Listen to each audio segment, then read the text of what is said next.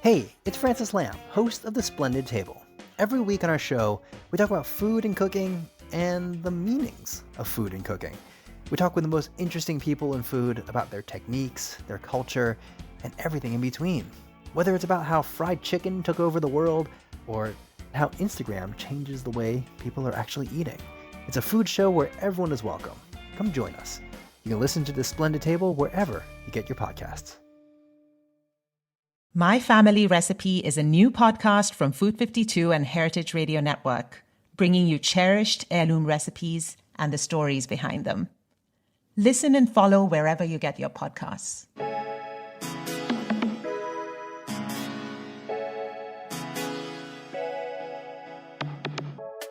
Welcome to The Line here on Heritage Radio Network. I'm your host, Eli Sussman. I'm so happy to be back on air with brand new episodes of the show. Honestly, there was a point during the pandemic where I just did not feel like interviewing anyone, but I began to miss creating these shows and talking to the brilliant innovators, chefs, and business owners in the food and beverage world, and getting back into the interview booth has been invigorating. I'm thrilled to kick off this new season with today's episode that was recorded a few weeks ago. It features the owners of Talea Beer Company, Tara Hankinson and Leanne Darlin. Talea Beer Company is the only exclusively woman and veteran-owned and founded production brewery and taproom in New York City. Leanne's journey to Talea began when she first fell in love with craft beer during her time in the U.S. Navy when stationed in San Diego. After 5 years of naval service, she obtained a master's in finance and an MBA and began to work for Google. During that time, she began homebrewing and cold emailing breweries to see if she could work for free to learn about the business. Sadly, no breweries responded, but either by chance or fate, Leanne was introduced to the founder of Hopsy, a craft beer delivery company that was in the beginning stages of fundraising. She joined the Hopsy team full-time as the head of finance, and only a few short months after meeting her and convincing Tara to join the team, they began dreaming and sketching the concept that would later become Talea Beer. Tara had always been into wine and beer. She gained her MBA from NYU and spent extensive time pursuing her interest in wine while working with Brooklyn Winery, Moet and Chandon, and at Wolfer Estate Vineyard in the Hamptons. She also worked for a time at PricewaterhouseCoopers and the New York Times. When she went to join the beer startup Hopsy, her future partner Leanne interviewed her and convinced her to take the job. After several years working together and then planning, fundraising, and overcoming the many roadblocks it takes to get a physical location up and running, they opened the Talea Brewery and Taproom in Williamsburg, Brooklyn in March of 2021. On today's episode, we discuss balancing work and family, ABVs, opening during a pandemic, and their future expansion plans. Now, on with the episode. What I want to start off by talking about is how you met. One of the most important factors about being in business with someone as a partnership where you're an equal partner is making sure that you found the right partner. And that is something that is often impossible to really plan on paper. But sometimes when you meet someone, you know. From what I've read, it sounds like when you met each other, you were both already kind of aligned about what you wanted to do in the future. Did one of you have to convince the other one to combine powers and open up Talea, or did you both really? Is that what you had always both dreamed of doing? This is Leanne. I would say we both had a shared desire and goal of being entrepreneurs in the beer industry and having our own brewery. We met at a beer e-commerce startup called Hopsy. We were both, 8 to 10 years into other more traditional corporate careers when we decided to leave and join the beer industry. I joined in 2017, and then Tara joined that company in 2018, right when we moved the headquarters to New York City. So when we met in the spring of 2018, it only took about 3 months for us to realize we had such a common vision, and we created an LLC and worked on that as a side hustle for a while until April 2019 when we launched our first beer. But I think we were both kind of each other's catalyst for making the leap I definitely would not have done it without meeting Tara. Tara had also already done a lot of the like legal legwork that I hadn't looked into at that point. And we have very complementary skill sets. So our partnership has been incredible. It's pretty wild that we met in our early 30s and within 3 months embarked on this essentially like lifelong venture together, dragging our husbands along and putting all of our financial future at risk. It's pretty crazy, but it's been essential to the success of this business for sure. Can you talk a little bit about Hopsy for folks that don't know what that was? When you both started working there, what type of company was it and what were your roles there? I joined Hopsy when I was living in San Francisco. So at the time, it was a growler delivery service. So basically, you could go online, order a fresh beer from a local tap room, poured on draft into a growler, and it'll be delivered at your door. Before I joined Hopsy, I was working in finance at Google. So I was in the Bay Area and home brewing, getting my MBA at Berkeley at night, but searching for a way to step into the beer industry without going all in on my own brewery. And Hopsy was a nice middle ground for that. I joined them as their head of finance. And pretty quickly, we ended up getting funds from a large beer company, a national or international beer company that was based close to New York City in the US. And the business model rapidly changed from just a growler delivery service to expanding across the country with a hardware device in your home that was supposed to dispense craft beer, and a network of breweries from which we would source the beer, repackage, and send to people's homes. So that was, a great introduction to the alcohol industry in general, learning about the 3-tier system. But more importantly, from my perspective, was a startup 101, everything you don't learn in business school about a startup, like what is workers' comp insurance? How do you run payroll? How do you set up a chart of accounts from scratch? All this from kind of an HR finance perspective, because that was my area in the company. But when we moved the headquarters to New York City, we opened up a role for a head of customer experience, and that's when Tara's application came across my desk. Leanne was serving as human resources, head of finance, pretty much the Jill of all trades at Hopsy. And I interviewed with Leanne.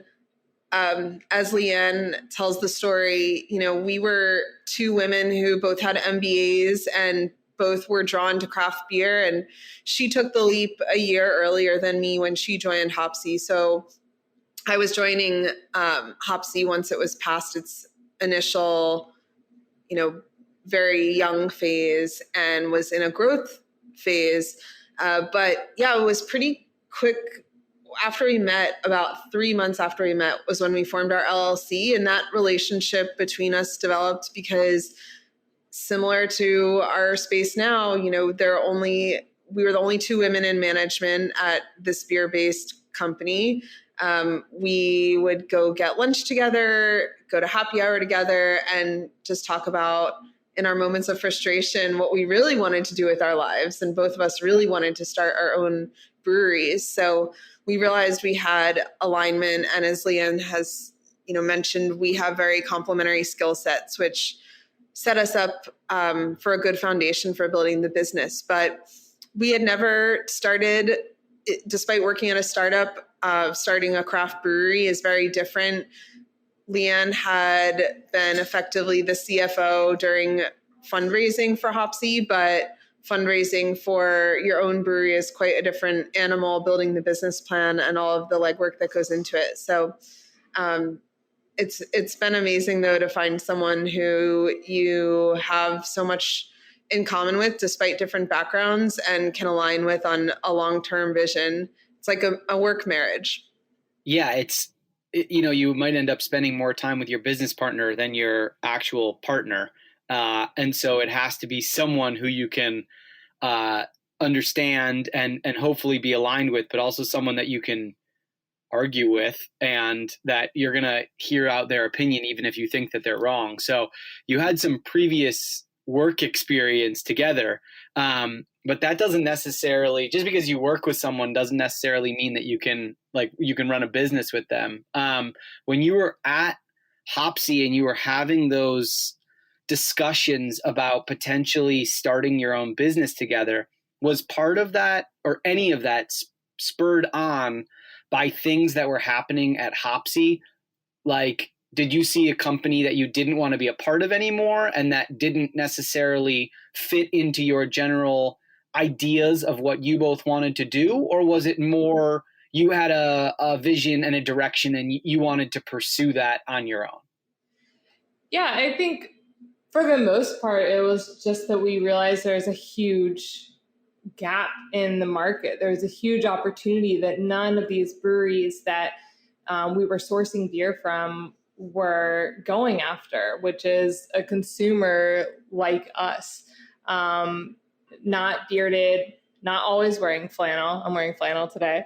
But, like talking about and presenting beer more similar to the way wine companies do it or the way hard seltzer companies do it. And so we were working with dozens of breweries across the country. Tara was interfacing with 30,000 plus customers across the country every day. And so we learned quickly which breweries were succeeding and which weren't, and what the customers were really after. And 90% of that came down to branding and alcohol by volume. And we want to target the customer who's more interested in the branding and the story and the positioning of the beer in the market. And very few breweries were actively trying to speak to those customers. So for sure, there were leadership lessons learned at Hopsy, at Google, at the New York Times, in the Navy, like everywhere we had worked previously. It becomes a culmination of the type of leader, the type of company that you dream of running someday. And since we've had 30 plus employees for the last several months, there's still a lot we have to learn from and learn about ourselves as well. But the real impetus, I think, was just our entrepreneurial drive and realizing that there's a huge need in the craft beer industry that nobody was addressing. Can you expand actually on what this gap is in the market and how you set out to target it?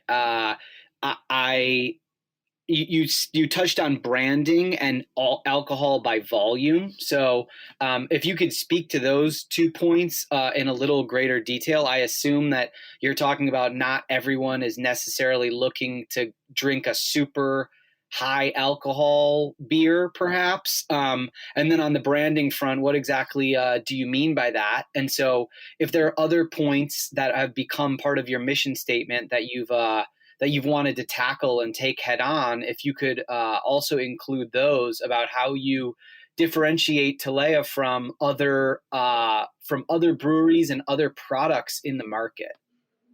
Yeah. So those purchasing patterns were what we saw at Hopsy when customers were just mostly male customers were shopping for beer on the e-commerce platform that we offered. When Leanne and I first started talking about starting a brewery, we, like most entrepreneurs, we started with a problem that we felt existed for us personally, which is browsing a craft beer aisle. We didn't see many products that were thinking of us as part of their consumer base. So a lot of craft beer breweries being founded by men have more masculine aesthetics on their cans. And furthermore, when you think of a brewery experience, it's not always a place that you want to bring a bunch of friends to celebrate a bachelorette party or bring, your mom or your aunt or your sister. And so we started with a hypothesis that there might be other consumers out there who feel excluded from craft beer, women being a segment that we can personally speak to authentically, being female consumers. So once we had that hypothesis, we started researching just craft beer demographics, what the trends are in the industry. And what we found is that historically in places like New York City that are still new to craft beer versus a more craft beer mature city like Portland, Oregon or San Diego, New York City's at a 70-30 male to female craft beer drinking split in terms of the existing demographics. But in more mature craft beer cities, you get closer to 50-50. So over time, craft consumption among women is growing.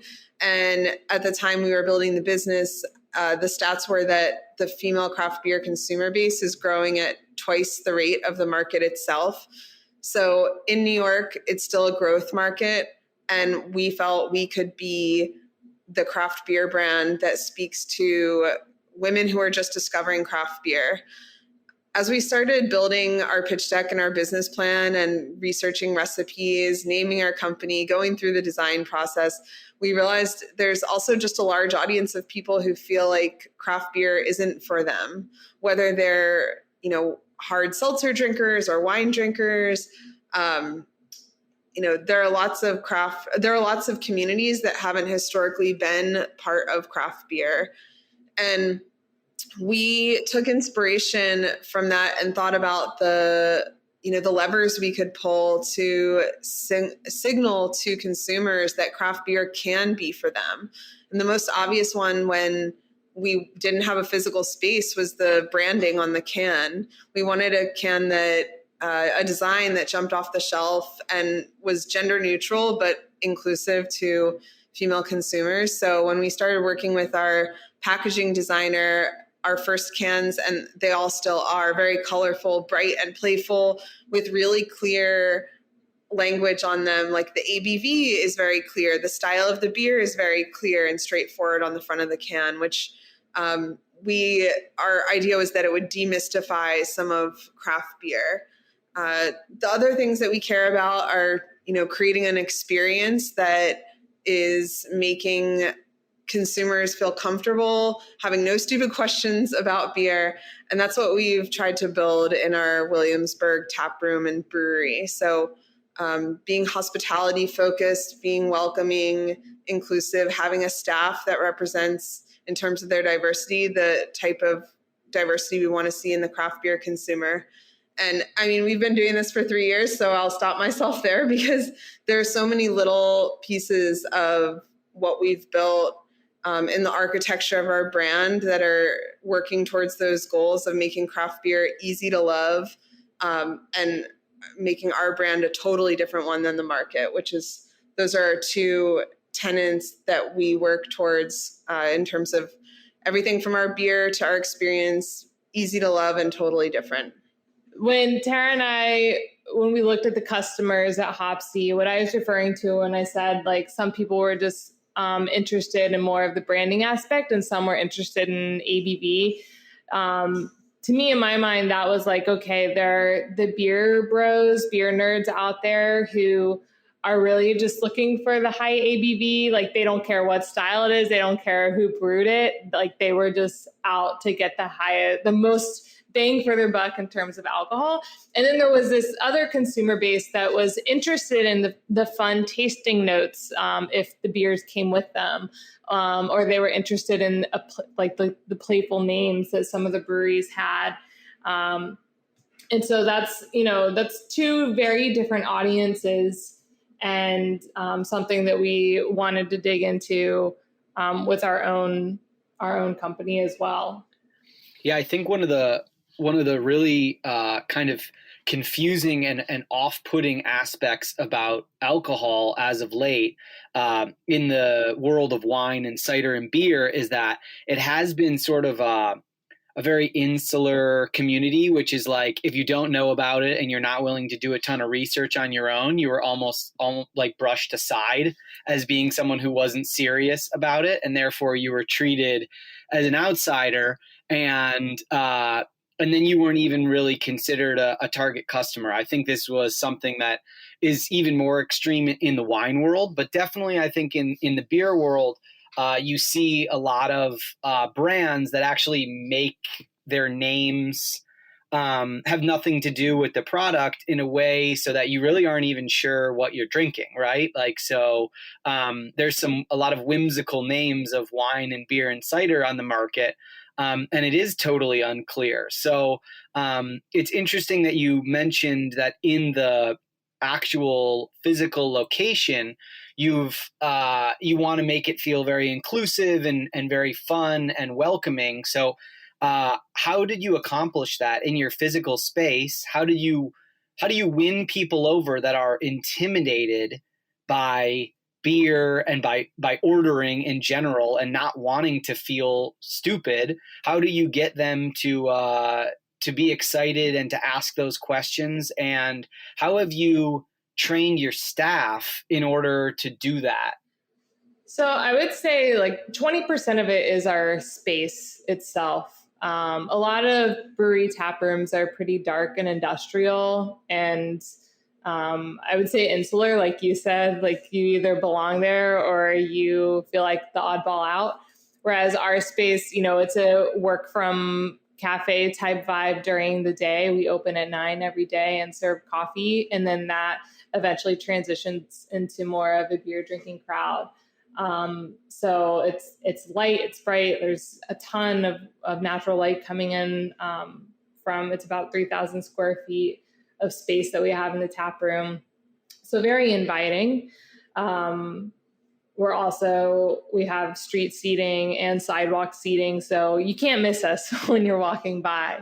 And I would say another 20% is the product itself. So as Tara mentioned, having descriptors and tasting notes directly on the can, on our product, on our menu, which has, we focus less on the exact hops that we're using or the types of brewing methods that we're using, and more just on, you'll get a pineapple push pop or a red Sour Patch Kid from different types of beers that we're making. And it's really, anyone can relate to that. Our tasting notes are very nostalgic and fun and playful.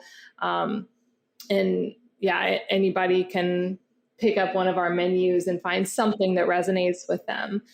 And then the other 60% or so is our staff. And that was a scary part for us when we finally opened our doors, is we were turning over our vision and our entire company and our reputation into the hands of people we had just hired 2 weeks earlier, and trusted them to know our story and our vision and to talk about our product the way we've been talking about it for the past few years.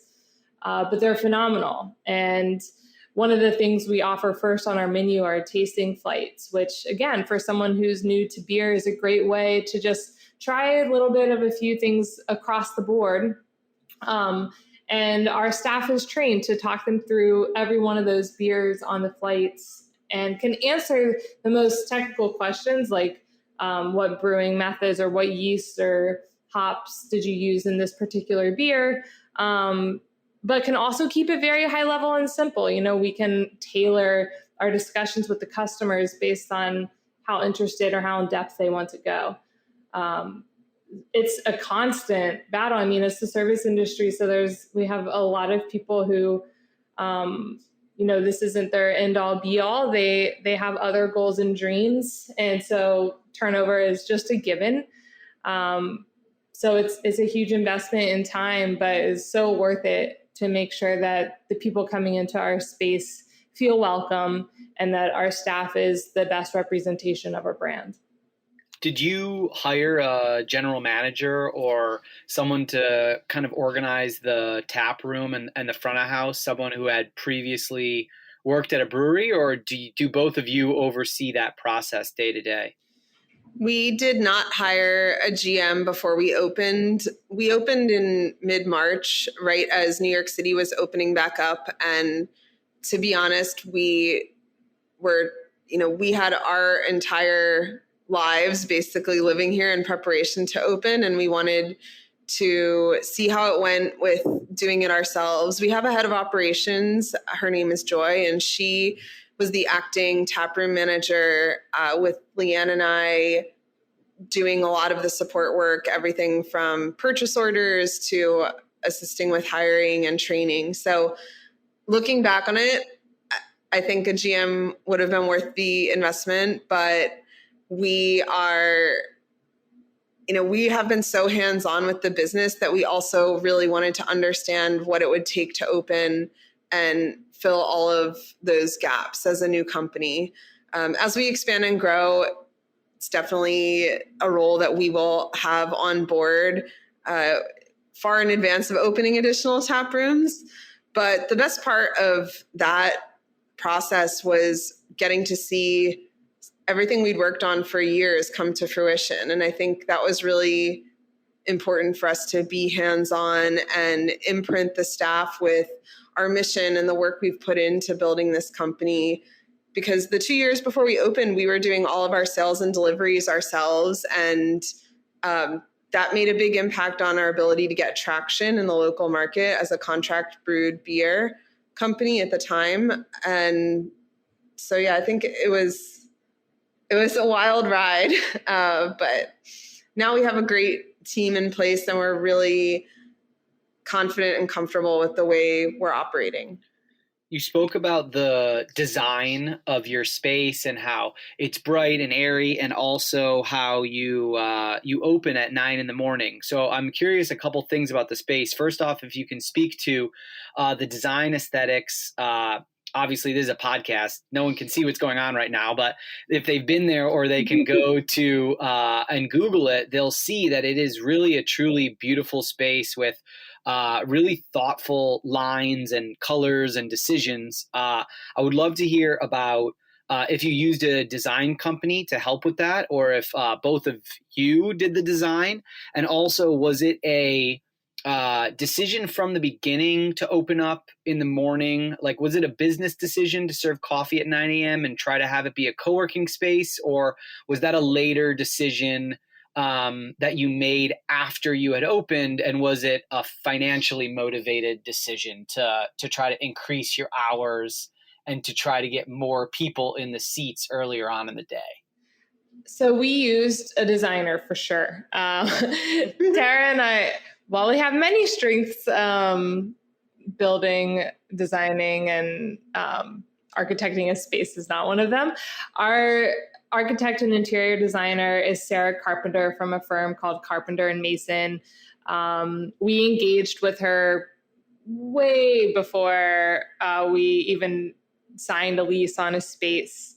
We had our eyes on her very early on for the work she's done in the hospitality industry in New York. Probably most notably for locals would be some of the Van Leeuwen ice cream shops or the Two Hands Australian cafes. So we knew we loved her aesthetic, and she was excited to work on a beer brewery, which she hadn't done before. And she took inspiration from the Bauhaus movement, which was a group of or it was an art school, but known for a group of female artists who kind of paved the way in the art world with a lot of different textures and textiles used in the industry. So that can be seen in our taproom as well. We have a lot of natural materials. We have a concrete mixed with wood, and then a ton of tile everywhere. But she really helped us create more of a winery environment than a typical beer environment. So we love the space, and we're working with her on our future locations as well.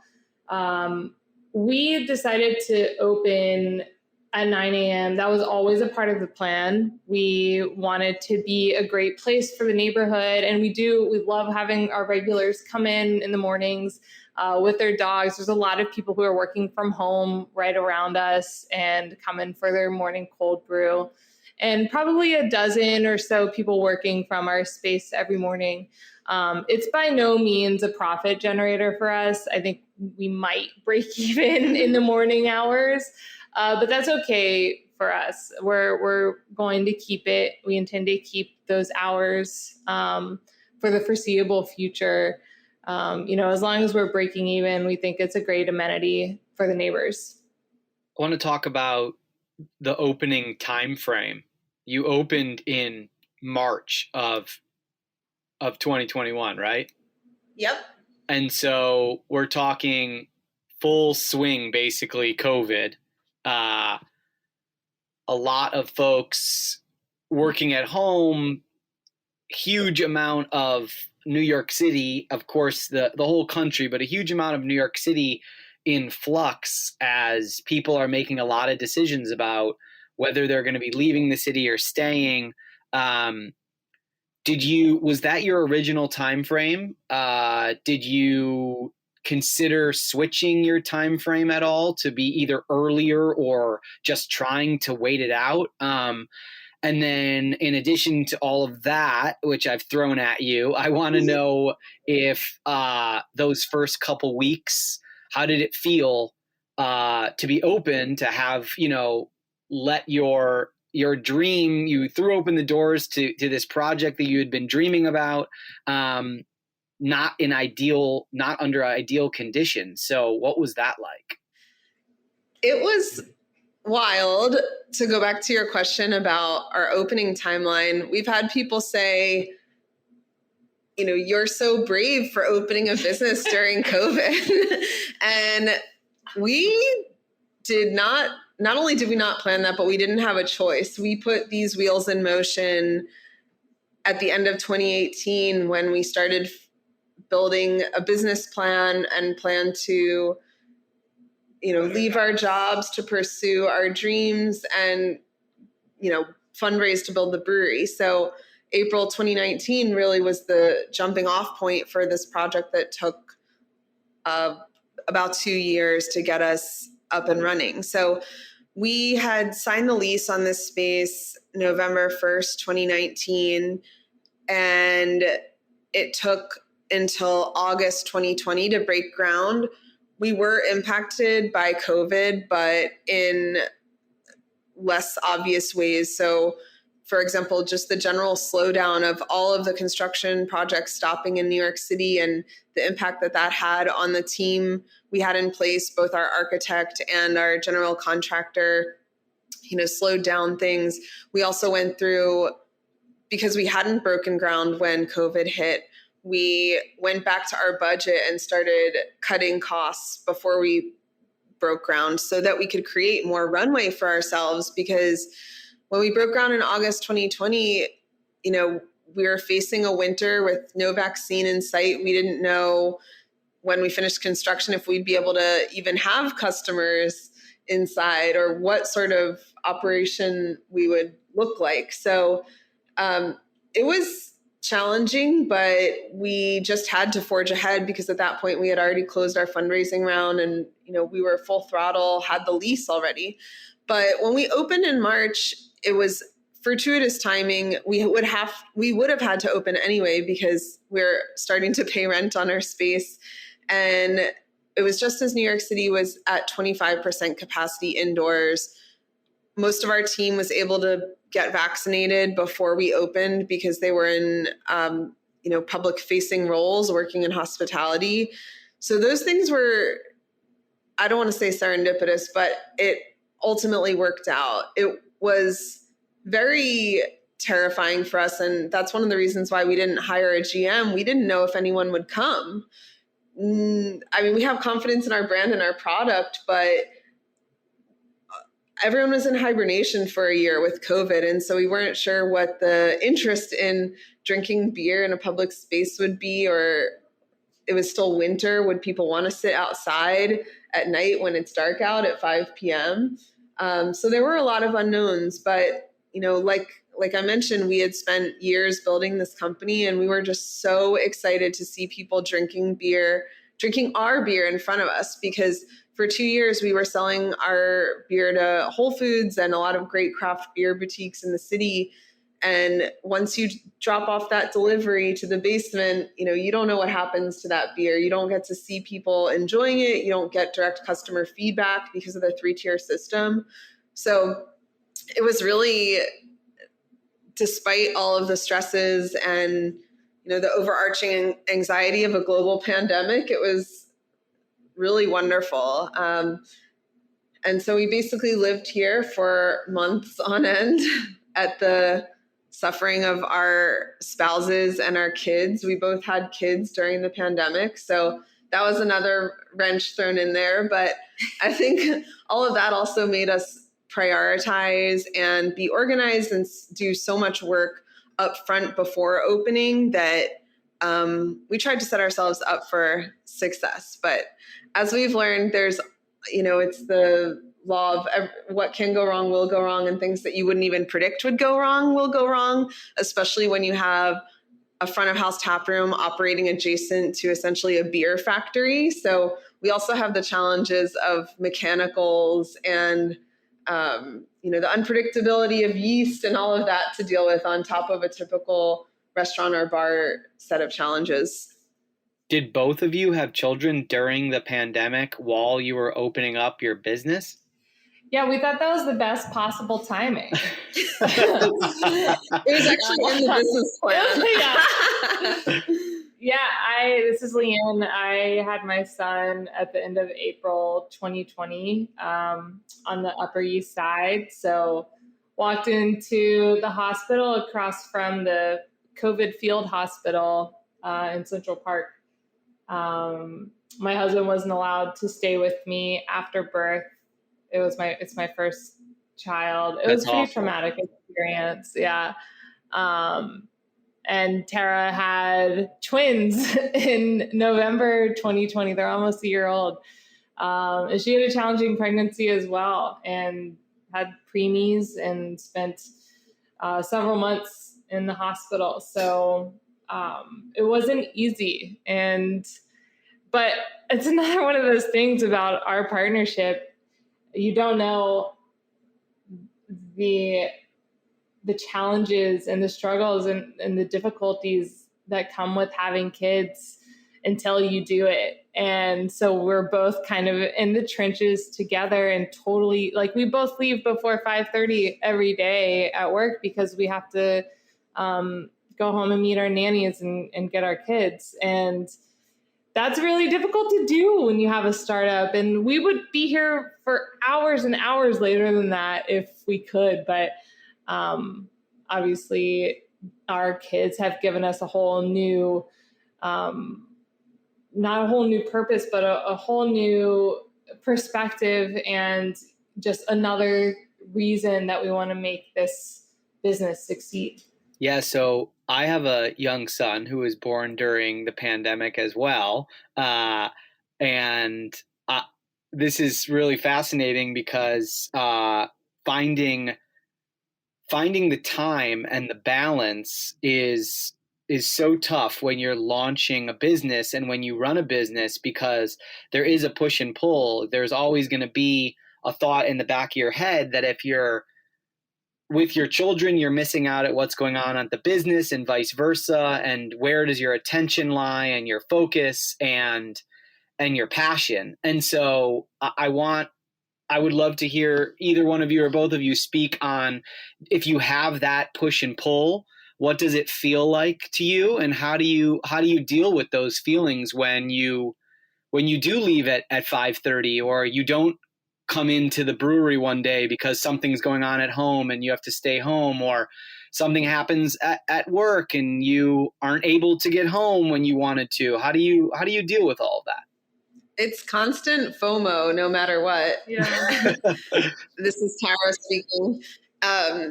We broke ground, like I mentioned, in August 2020. And I was living with my parents for the first 6 months of my pregnancy because of COVID, and then moved back to New York mid-September. And on October 2nd was sent from an ultrasound to go to the hospital to go under monitoring because of what was going on with one of my twins, and lived there for 5 weeks, and they were almost 7 weeks early. So then I was back there for another 4 weeks, visiting every day while they were in the NICU. And during the midst of that, we were running pilings into the ground and hit a water main, and there was basically Mount Vesuvius in the brewery space during construction, which Leanne managed. So that one I wasn't so sad about missing out on, but I guess my point is that you have to have complete trust in your team. And Leanne and I are really fortunate that at this point too, we don't micromanage each other. We don't try to duplicate everything. We have to trust each other and trust the other members of our team to execute, because we can't be here all the time. And I think for type A business people like us, it's very difficult to cede control or to delegate. But in the same vein, I feel that way with my kids too. It's easier when they're young because it feels like they just want to be loved. But now that they see you walk into a room and they get excited and start making all sorts of crazy baby noises, you realize it really hits me in my heart that I'm only spending 2 hours or 3 hours a day with them during the week. But I think we just have bigger goals in mind, which is building a business that has a lot of different missions. And yes, one of those missions is that eventually we can have actually a better work-life balance than if we had stayed in the corporate world, potentially. But also that we want to make a company that our kids will be proud of us for, which is very far down the line since mine, just learned to crawl last week. But I think it gives you more a different dimension of purpose and more perspective on what's important. We're going to take a quick break. Stick with us here on Heritage Radio Network. Good food is worth 1,000 words. This is Aarti Menon, and I'm delighted to share a new podcast with you, My Family Recipe, from Food 52 and Heritage Radio Network. Adapted from Food 52's much-loved column of the same name, the My Family Recipe podcast will bring its pages to life. Each episode of My Family Recipe brings you a cherished heirloom recipe and the story behind it, from voices across the world of food. We'd open these tubs of dough and they would exhaust these incredible yeasty fumes, and it just smelled like nothing else. It was so intoxicating. I'll interview writers and chefs, parents and children about what's passed down along with the foods that we know and love. Chinese people aren't born with a download on how to velvet chicken. That's not something that just comes to you. Listen and follow wherever you get your podcasts. Welcome back. I'm your host, Eli Sussman, and I hope you enjoyed those brief sponsor messages. We're going to jump back in with the second half of the Talea Beer episode with founders Tara and Leanne. You both worked for some really huge, powerful companies. You've had really big positions at companies before, but this was the first time that you had your own business managing payroll and hiring and firing. So first off, what has that experience in general been like, of having 30 folks that look to you for a paycheck every week? And then also, if you can speak to the labor market right now, and if you felt any influences of what people have been writing and talking about, which is that there have been in either shortages or folks that have made other career decisions. Has that impacted people that are in the beer world like you as well? One of the things I'm most proud of with this company is being able to create jobs. We employ, I think, over 35 people right now. About 10 are full-time salaried, and the remaining are part-time, mostly working for our beer crew in the front of house. And that's always such an enormous privilege and enormous responsibility. So, we love building and being able to grow our team, which we intend to do. We haven't directly experienced any shortages. Like I mentioned, we have turnover. I'm not sure how we compare to industry averages, but we still have, about half the people that started with us in March are still with us, which we are really proud of and are so happy to have people who want to stay with us.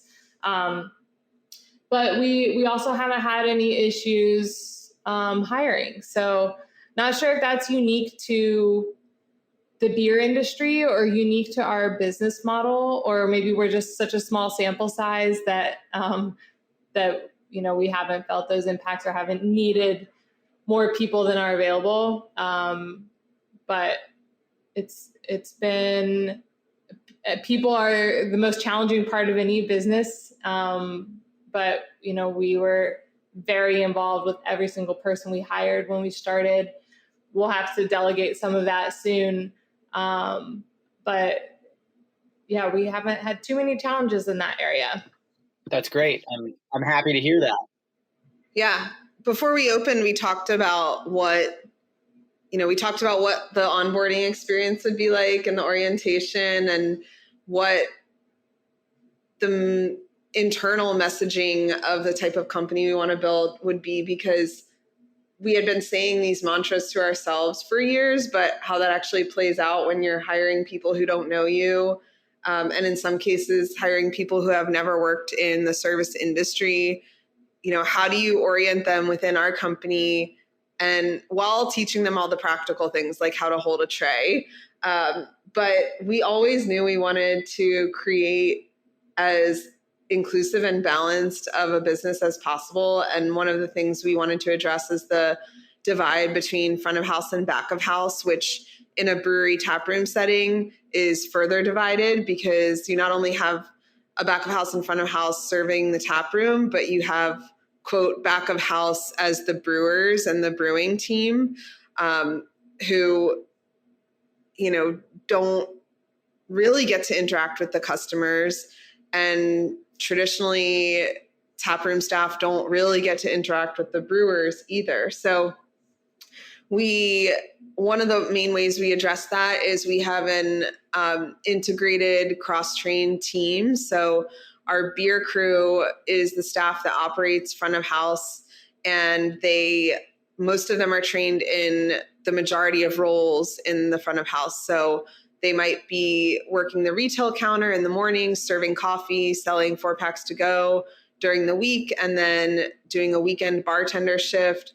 And then maybe the next week working the packaging line within the brewery. So not only are they trained on different activities that support the tap room, but they also fulfill some of our needs to staff back of house roles in the production space, which is great because they know, they're on a first name basis with our brewers. And we actually have 2 staff members who started as almost full-time or full-time front of house team members, who now spend the majority of their shifts working in the brewery, one as supports production and cellar work, which is cleaning tanks and cleaning kegs and things like that. And the other one helps us with inventory organization and management. So that was really important to us, because when we talk about creating a more inclusive and diverse beer universe, it's not just addressing the gap with customers and addressing female consumers who drink beer or may want to drink beer, but it's also addressing the diversity or lack of diversity in brewing. So only 3% of the breweries in the country are operated by women. There are a lot more that are, have a female partner, but there isn't much representation from women or people of color or the LGBTQIA+ community. So we've tried to create a pipeline of talent where we can have someone who reminds us of ourselves. Maybe they quit their corporate job during COVID and they have always been curious about beer, and they start on the beer crew and then fill in a couple of packaging shifts, and maybe potentially they could grow to be part of the office team or the brewing team. It's a very utopian ideal, and there are challenges to it, but on the whole, and it takes a lot more training and a lot more effort in hiring and things like that. But I think it's a unique model where we're really trying to put our time and money where our mouth is in terms of building a more inclusive brewery.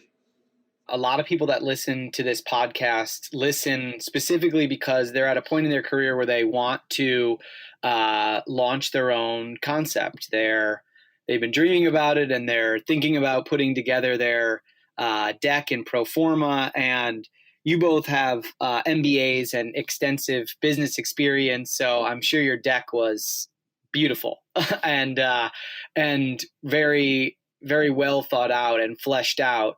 Did you have issues getting raising funds? If you did, or if you didn't, if you can talk about that process. And then after that, can you give a little bit of advice to someone who has an idea and wants to take it out to market? Obviously, you've executed your plan successfully. You're open and you raised the money that, I hope, all the money that you needed to. So if you can talk about your experience and then lend some advice to someone listening who's hoping to achieve what you've achieved. Sure. So when we opened our fundraising rounds, we didn't have a beer yet, but we were self-funding the contract brewing portion of our business, and did so in its entirety, and then just fundraised for the actual brewery itself. We felt we needed to do that because there are so many breweries in the space. The shelves are very crowded. If we went to a lot of investors with just an idea for another brewery, we felt that wouldn't be enough to get the funds we needed, which at the time we thought would be about $2 million to build a brewery and a tap room. So it took us 1 year to raise a little over $2 million for our first location. We have over 100 investors. It's all friends, family, and angel investors. So it's a huge cap table, but that's what we needed to do. Our minimum investment amount was $10,000. So it was many of our investors, first private investment. Fortunately, a brewery is something fun to invest in. So that always helps, and came with, fun perks like, first rounds on us whenever you visit the tap room and things like that. We pitched like hundreds of times. A few times it just fell on deaf ears. We had some older male investors who wouldn't invest because their wives didn't like beer, or they just tried to explain to us why women don't drink beer. And those were just kind of easy to move on from. They clearly weren't the right investors for us, but we definitely had those. But ultimately we were able to raise a little over $2 million, but that was only half of the amount we needed. The space we moved into needed a ton of work, and we had to also get an SBA loan for almost $2 million that's personally backed by both me, Tara, and our spouses. So we are massively in debt personally, with all the money tied into our production facility here in our first tap room. But it's definitely challenging. I think my advice for anyone who's ready to make that leap is to do as much research as possible. Tara and I, the first time we thought about having a brewery was years before we even met. And we have a 25-page business plan that has a ton of market research in it. And we put in the investment to create a beer and to make sure it's sold before we started fundraising and building everything, or at least doing that in tandem. So for us, it was very calculated. I think we de-risked a lot of factors before we closed the round and started construction. But the sooner you can get a prototype or start pitching, we still, in our second round that we're about to open, we're getting feedback now from trusted advisors, like just continuing to network and getting feedback from people who do this for a living, whether what you're trying to build or professional investors, is always helpful. I'm going to ask a sort of a technical question. Feel free to not answer if you don't want to, but did everyone that invested, did they invest at the IP level in the actual beer brand, or did you only take on investment for the tap room? Because you have two simultaneously running revenue streams, right? You've got your actual physical location where people can drink beer and buy beer, but then you also have a distribution channel, which I assume goes through a third-party beer distributor, and that goes to other restaurants and grocery stores. So when people invested, were they kind of all in, or did you have an A and a B class? How did that work? Our investors are all in. So it's under Talea Beer Inc. We created a C Corp. And it's the distribution arm falls under it. We only recently partnered with a distributor this past August in the New York City area. And it's also our current tap room and all future tap rooms. So they got in at the ground floor. Amazing. Cool. You have alluded to future locations during this conversation, and you had mentioned, Van Leeuwen being something that your designer had designed, and they obviously have a lot of locations. So I'm curious, are there brands that you love, that you aspire to grow like, and also what is the growth plan of Talea, and what might that look like when you're sketching that out on paper, or if it's already begun and you have another location that you can talk about? Would love to hear what you've got in the works. It has already begun, which is super exciting for us. So when we wrote our original business plan and raised our original fundraising round, our plan was always to take advantage of the New York State Farm Brewery license, which enables you to have up to 5 branch offices besides your production facility. And a branch office, could be a farm stand in the case of a true farm brewery that's selling beer. But for us in New York City, that looks like having tap rooms that replicate the experience you can get here in Williamsburg and other neighborhoods in Manhattan, Brooklyn, and hopefully the Hamptons. So we have signed a second lease on our second location, which will be in Cobble Hill. We just signed that lease recently, so we're looking at a spring 2022 opening, and we're in negotiations with a couple of other locations. We'd ideally love to have a tap room uptown and in downtown Manhattan, and then one in the Hamptons, and potentially a kiosk type concept either near Central Park or in Midtown, where you can buy 4-packs to go versus consuming on premise. So each one will be tailored to the needs and the feel of the neighborhood and the space. So from everything from the aesthetics to the service model will change to meet the needs of the local customers. But we draw inspiration from other brands. Yes, Van Leeuwen is one for sure. But, for us, it's about having Talea be your favorite local beer bar that's vertically integrated, serving beer made here in New York City. So when we look at data for people who are getting Google directions to our location, we have a lot of customers coming from the Lower East Side, downtown Manhattan, and Upper West Side and Upper East Side. And so it just makes sense to enable them to not have to make a trek to Williamsburg every time they want a 4-pack. Of course, they can get our beer in their local Whole Foods and a lot of other bars and retailers, but we always wanted to, again, make beer more inclusive. And by replicating the business model here in other neighborhoods, we hope to be closer to more of our customers. When I hear about all these locations and the New York growth plan, is it part of your plan, part of your hope to remain a independently owned beer company, co-CEOs Tara and Leanne, or do you build a company like Talea with hopes of being acquired by a larger beer company one day? I think ideally Talea will be nationwide within 7 to 10 years.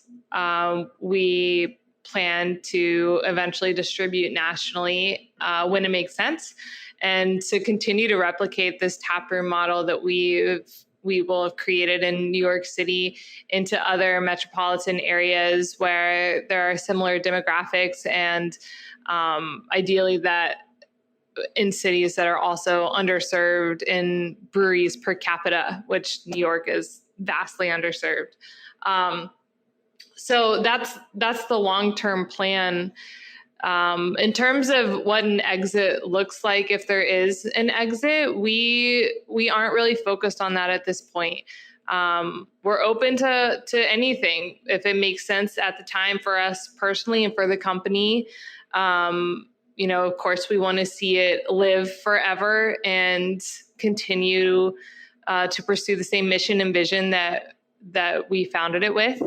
But who knows? We're absolutely not against the craft brewers who have had successful exits via acquisition.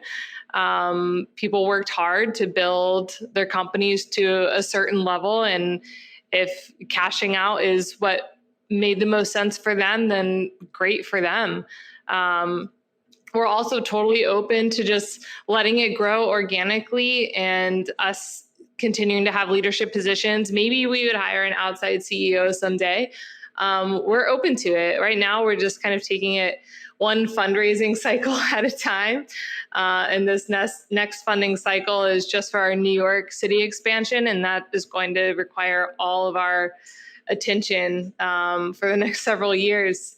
But there's a lot of potential trajectories and possible exits for us in the future, but we're not really driving towards one in particular. I want to close by asking about the beer, of course. So, we're going into winter right now. I would love to hear about some flavors that you have coming out, maybe a couple that always stay on the menu. And then, of course, if you can just reiterate where people can find you, the address of the tap room specifically in Williamsburg, so that they can come by and try them out. Sure. So we only have 2 beers right now that are always available. The first one is Sun Up, our flagship hazy IPA. So has a lot of tropical, lush, citrusy, fruity character and is brewed with a little milk sugar. So it gives it a nice round body and a little vanilla creamy finish. The other one is Al Dente, our Italian style Pilsner, which is brewed with German hops and has a nice herbal rosemary cracker and honey type flavor. That's been our top seller here in the tap room for many, many weeks now. And then we always have different series of fruited sours, ranging from pretty low ABV, around 4.5% and very dry, all the way to 7.5% ABV, a lot of residual sugar from the fruit, and again, milk sugar. And those are always available just with rotating fruits. I'll let Tara talk about some of our fun specialty seasonal beers, because that's the fun stuff. Yes, we were pretty conservative when we opened in terms of our styles. We had historically brewed only hazy IPAs and sours with fruit in them, but we've seen a really big appetite for low ABV beers and our adjunct beers. Adjuncts in beers, basically anything that's not a hop, water, or yeast or malted barley. So we have this week coming out a new beer called Overnight Oats, which is inspired by, of course, the breakfast food overnight oats. It's a stout brewed with a couple of different kinds of oats. Oats add protein to the beer, so it adds some mouthfeel, body, and like a really beautiful head when you pour the beer. And this particular one is brewed with banana, cinnamon, and vanilla. So like a breakfast style, nothing wrong with a breakfast style beer. And we also have coming out soon, we're doing a collaboration beer with 2 female-run hop farms. It'll be a wit beer, and that'll be coming out in November. Proceeds will go to local breast cancer organizations and one based in the Pacific Northwest, where these 2 female hop farmers are from. So we don't actually have a name for that beer yet, but it's probably 99% of our job is very not creative so much, but naming the beers and coming out what we're going to brew next with our brewers is that's the fun stuff. And then we have a winter warmer coming up too.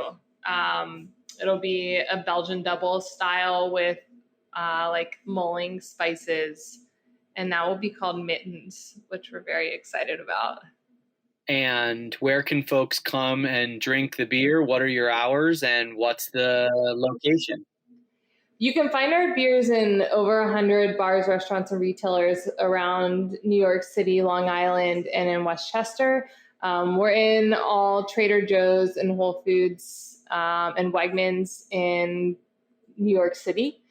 And beyond that, you can come to our tap room. We're at 87 Richardson Street in Brooklyn, New York. We're open from 9 a.m. every morning. We have breakfast tacos and actual overnight oats and free Wi-Fi and free oat milk to entice you. Again, the oats just keep coming up. They're so good. And we close at 9 o'clock Sunday through Wednesday and 10 o'clock Thursday to Saturday. So we're very family friendly. Obviously, with our kids, we want to make a place for parents to feel comfortable bringing their kids. You can make a reservation at our website, TaleaBeer.com, but we have lots of walk-in space and indoor and outdoor space. So we hope we can provide something for everyone. And again, just broaden the craft beer market and get people excited about drinking craft beer. Tara and Leanne, thank you so much for taking time to speak to me today on this episode of The Line. You have very, very busy lives, and I very much appreciate you sharing your story with the listeners of Heritage Radio. This has been great. Thanks a lot.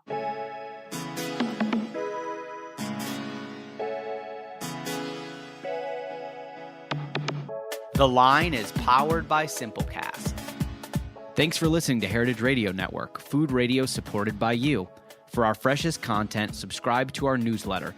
Enter your email at the bottom of our website, heritageradionetwork.org. Connect with us on Instagram and Twitter at heritage_radio. You can also find us at facebook.com/Heritage Radio Network. Heritage Radio Network is a nonprofit organization driving conversations to make the world a better, fairer, more delicious place. And we couldn't do it without support from listeners just like you. Want to be a part of the food world's most innovative community? Subscribe to the shows you like, tell your friends, and please join the HRN family by becoming a member. Just click on the beating heart at the top right of our homepage. Thanks for listening. Hey everybody, I'm Nick Latham. And I'm Leah Bottima. And we're the hosts of Were You Raised by Wolves? Each week we try to make the world a kinder, nicer place. Well, that's the idea, at least. I mean, we try. Have you ever wondered what to do if you're ghosted? Or what to do when a friend asks you to borrow money? Or the proper way to eat Cheetos? You know, the big questions. So please find Were You Raised by Wolves wherever you listen.